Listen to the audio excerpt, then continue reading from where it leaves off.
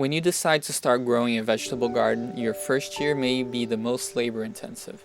This is especially true if you prefer to build raised beds and do all the digging and soil preparation without the use of power tools like rototillers. I take this approach because it is beneficial for me in the long run, setting up a system to make my life easier later. I need to start a new garden bed over here. I've already built this one, but I need more space, so it's time to expand. Today is not the best day since it's wet. You usually don't want to work on your soil when it's wet, but I'm gonna try anyways. I need to plant my tomatoes, and if I don't do it now, it's gonna be hard because we forecast several days of storms.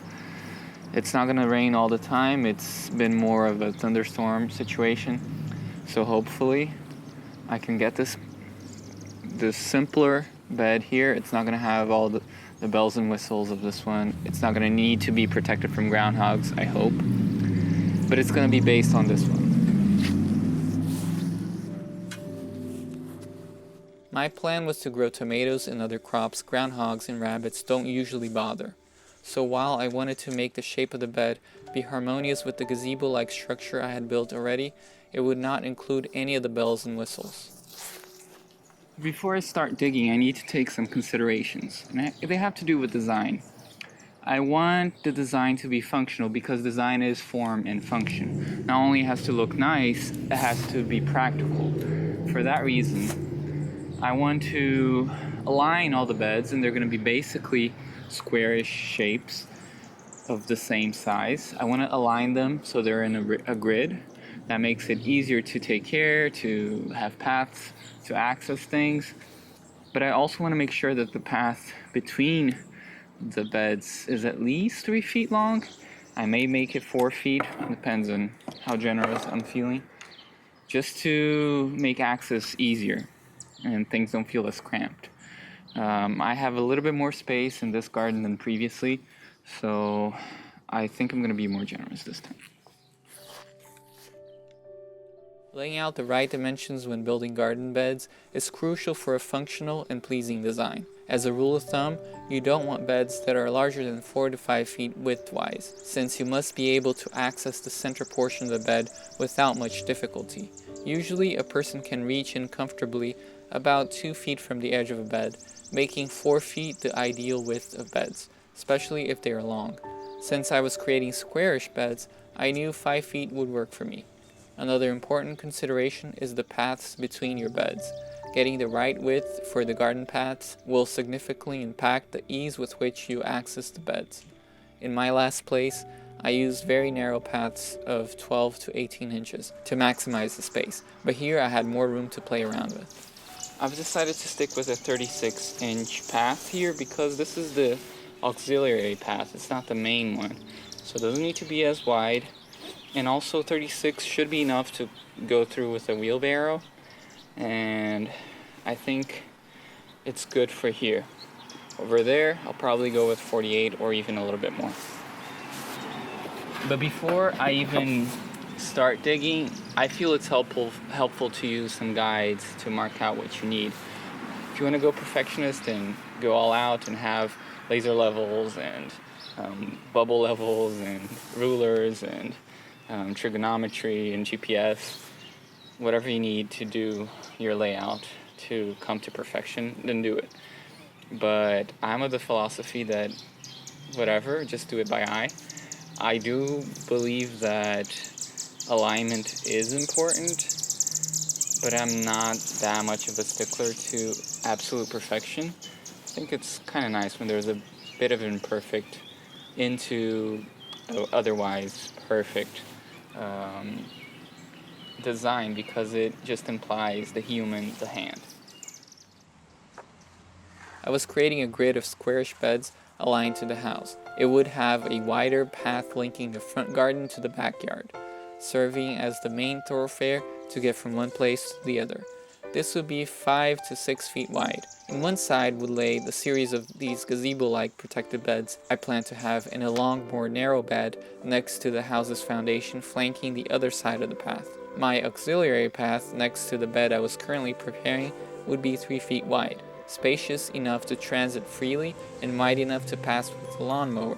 While in the future I would love to have the paths be gravel, for now I plan to keep the grass, since not only would it be cheaper to just use what was there, but this grass path would also provide me with grass clippings to use as mulch. Coming up in the next block, you will see how this future tomato bed turned out, right after this commercial.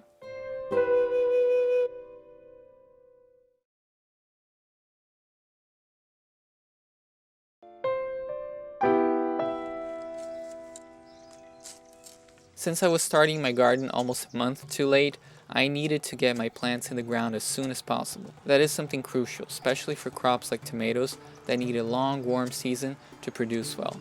For that reason, I had to dig out the sod and build the bed fast, the hard way, using a no-dig method by laying cardboard, compost, and mulch. And waiting may be less labor-intensive and better for the soil, but it does take time to have things break down. So I went about shaking the soil out to plant immediately on it.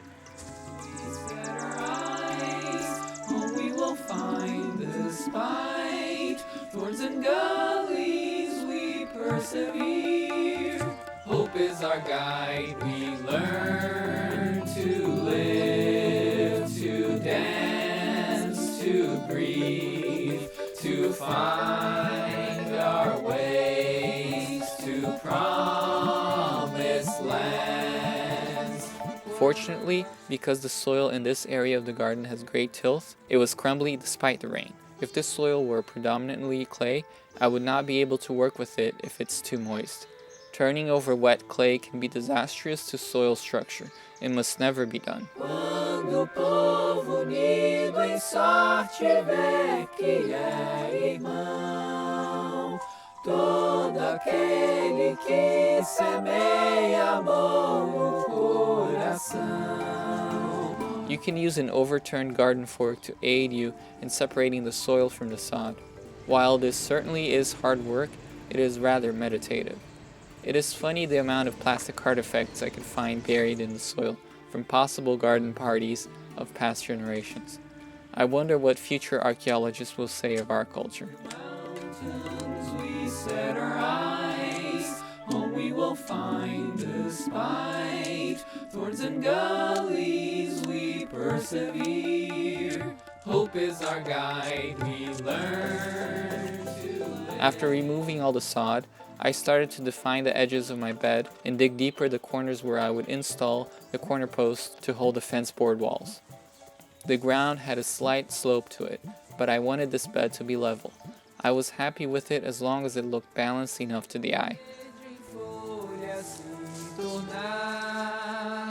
Quando o fruto da mangueira em flor se engendrar, quando o povo unido em sorte vê que é irmão, todo aquele que semeia. The corner posts holding the fence board sides would consist of the remnants of the 2x3s from the other bed I had already built. I dug out at least 8 inches to have the corner be stable with the earth. Now it's just a matter of tweaking things to have them be square and level. Our dreams we stow, hidden inside our bones. Our future sown, forward we march, we go. Our dreams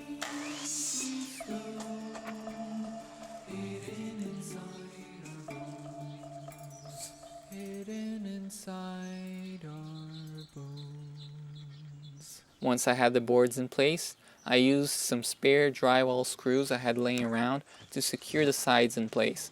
I would recommend using exterior graded screws if you're buying them. They will last longer. I was pleased with how things were going. Now, you don't need to build garden beds to grow your food. People have grown veggies successfully in a traditional plot with rows. I like using beds for several reasons. They have better drainage and become less compacted since you never stepped inside them. But they also look neater, and that is an important aspect for me, especially if I want to grow it in my front yard and inspire others to do so. While it would be wonderful to have more permanent beds made of bricks or stone, I still hope these would last several years. They were affordable and attractive, and would allow me to slowly expand to grow more of my own food. Join me in the next episode to see how I plant this bed out. See you there.